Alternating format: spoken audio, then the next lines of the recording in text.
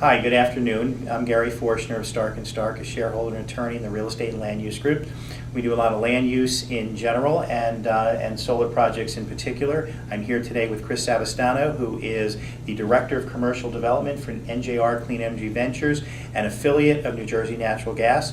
Chris has over 20 years experience in the energy industry, and he's here to tell us about the dynamic and fast-paced and fast-growing field of solar energy. Thank you very much, Chris.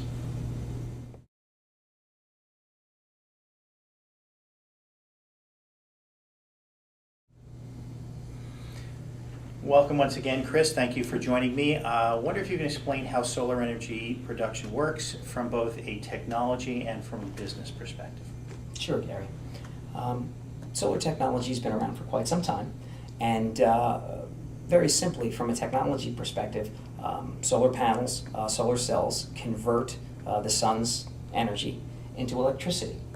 What we see from a business perspective is, with respect to the solar panels, you see residential and commercial customers entering into projects where they install solar panels or have solar panels installed on their roofs or ground mounted, and then they're able to take that energy and offset their energy costs.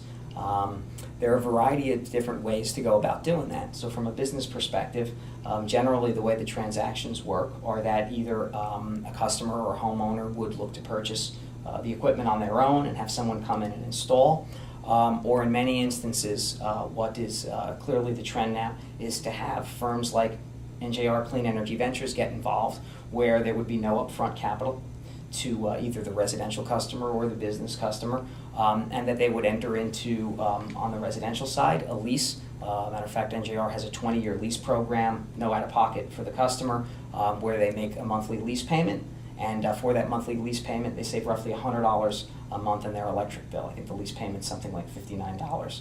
On the commercial side, again from a business perspective, generally what happens is if a customer is interested in participating in a solar program, what they would do is the panels would either be installed on the rooftop or ground mounted, again depending on the application, and then they could, from a commercial perspective, own that project on their own.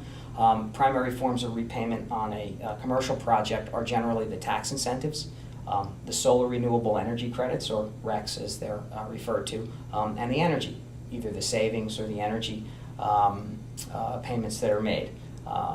The way NJR generally enters into these transactions is we would have a lease with the business owner for either their roof or their land, and then we would have a power purchase agreement in place, which essentially directed or dictated how the energy was purchased off the array.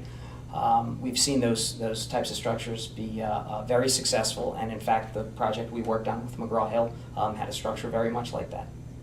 So the benefit in that scenario to the property owner is a significant savings in energy using that second model that you talked about, whereas part of the way that you fund the project is you talked about the RECs, you talk about the tax credits and tax rent. That gives you the opportunity to provide the capital to make the project work, and they get the significant energy savings. Correct. Okay, thank you.